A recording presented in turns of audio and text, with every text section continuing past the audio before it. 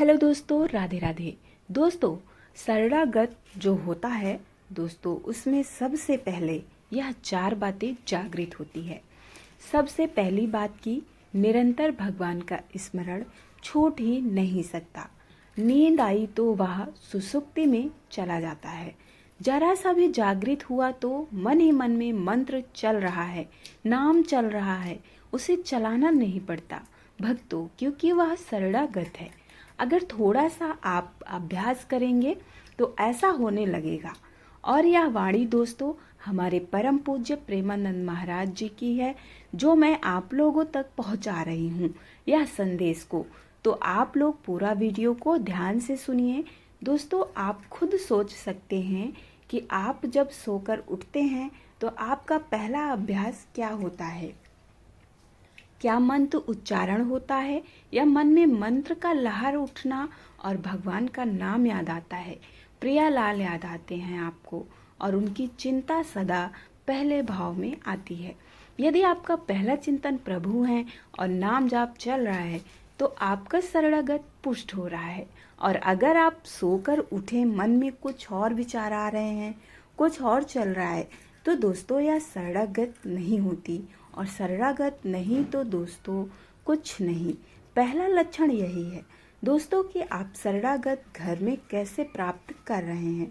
और दोस्तों प्रेमानंद महाराज जी यही चाहते हैं कि प्रत्येक व्यक्ति के मन में राधा राधा नाम चलता रहे, मन ही मन में, चाहे वह गृहस्थ जीवन में हो या फिर किसी काम में बिजी हो, तो भी मन ही मन राधा रानी का स्मरण करते रहें। इसी से शरणागत प्राप्त होती है। और दोस्तों महाराज जी का कहना है कि आप लोग सुबह जब भी उठें तो सबसे पहले राधा रानी का स्मरण करें, अपने प्रभु को याद करें। और जो दूसरी क्रिया होती है दोस्तों, चलो सबसे पहले उठो और फ्रेश होकर स्नान करो। उसके बाद स्वच्छ वस्त्र धारण करना, भागवत सुनना, भगवान की पूजा करना, पाठ करना। और यह जो दूसरा चिंतन होता है यह तब होता है जब भीतर में आंतरिक शक्ति की शरणागत होती है। देखिए भक्तों, ऐसा होता है कि आप सोकर उठें और आपका चिंतन श्री जी के लिए चलता ही रहे और श्री जी का चिंता सहज रूप से चल रहा है दोस्तों, तो आप खुद देख लेना आपको क्या लाभ प्राप्त होता है। और अगर ऐसा है तो उसका परिणाम है निश्चिंतता, निर्भयता, सुख, समृद्धि, घर में लक्ष्मी तत्व की प्राप्ति स्वतः ही जागृत होती है। और वही चिंतन प्रातः उठते ही चलता है दोस्तों, सायंकाल में सोने से पहले रहता है। जैसे चिंतन लेकर सोते हैं भक्तों, जागते वैसे ही चिंतन मन में उठता है। और जैसा व्यक्ति भजन करता है जीवन भर, वैसे ही अंतिम समय में भी भजन करता है। महाराज जी कहते हैं जैसे जागते समय चिंतन होती है, वैसे ही मरते समय भी व्यक्ति की चिंतन होती है। तो इसलिए जितना हो सके राधा नाम जाप करते रहें और अपने समस्त दुखों का नाश करें और आने वाले जीवन को एकदम सुख और निरोगी बना सकें। और हमारी लाडली जू इतनी दयावान हैं, उनके शरणागत हो जाता है, उनका समस्त दुख समस्या हर लेती हैं और दूर कर देती हैं और उसकी समस्त मनोकामनाएं पूर्ण करती हैं। इसलिए एकदम निश्चित हो जाइए, शरणागत में जाकर हृदय में भगवान का निरंतर चिंतन और प्रभु का निरंतर भजन अगर नहीं हो रहा है तो आप किसी अन्य का आश्रय लिए बैठे हो, किसी वस्तु या किसी व्यक्ति या किसी पद का। प्रेमानंद जी कहते हैं कि सत्य लिख लो भक्तों, उसे आश्रय वस्तु मृत्यु का हो जाए तो आपको शरणागत नहीं प्राप्त हो सकती।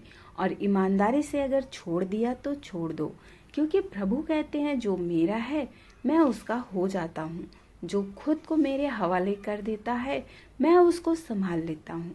और दोस्तों वह भी कहते हैं कि जब मैं ऑपरेशन करता हूँ तो शायद व्यक्ति सह ना पाए, क्योंकि शरणागत इतना भी आसान नहीं है। क्योंकि दोस्तों शरणागत तो वह छोड़ना नहीं, आपको अपने राधा रानी लाडली जू पर पूरा भरोसा रखना है। वचन से भी अगर आप शरणागत हो तो भी नहीं छोड़ते, उनका स्वभाव समझ लो दोस्तों। क्योंकि प्रभु जब ऑपरेशन करते हैं तो एकदम होश में होता है। प्रेमानंद जी महाराज कहते हैं कि दुनिया वाले बेहोशी में ऑपरेशन करते हैं, लेकिन हमारे प्रभु हमेशा होश में ऑपरेशन करते हैं। क्योंकि हमारे प्रभु पहले पूर्ण चेतना इंजेक्शन लगाते हैं, फिर भीतर की चेतना को जागृत करते हैं।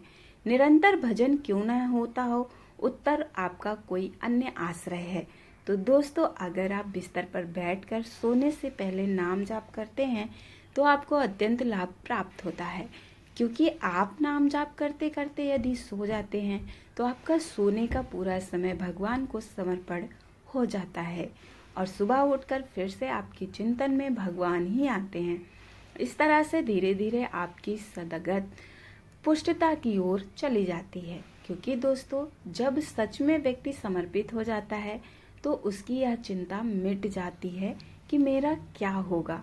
तो क्या होगा दोस्तों, जो होगा प्रभु जो रच रखे होंगे वही होगा, क्योंकि प्रभु मंगल करने वाले हैं और उनके चरणों में रहते हुए कोई आपका बाल बांका भी नहीं कर सकता। यदि व्यक्ति नाम जाप कर रहा है तो उसको किसी के आशीर्वाद की आवश्यकता नहीं, उसको समस्त आशीर्वाद प्रभु देते हैं और वह निरंतर आगे बढ़ते चला जाता है। महाराज जी बोले थे, जो मैंने आप लोगों तक पहुंचा दिया है दोस्तों, तो उम्मीद करती हूँ आप लोगों को वीडियो अत्यंत पसंद आया होगा। आप लोग इस वीडियो को ज़्यादा से ज़्यादा प्यार दें और कमेंट में राधे राधे अवश्य लिखें, और चैनल पर नए हैं तो चैनल को ज़रूर सब्सक्राइब करें। धन्यवाद।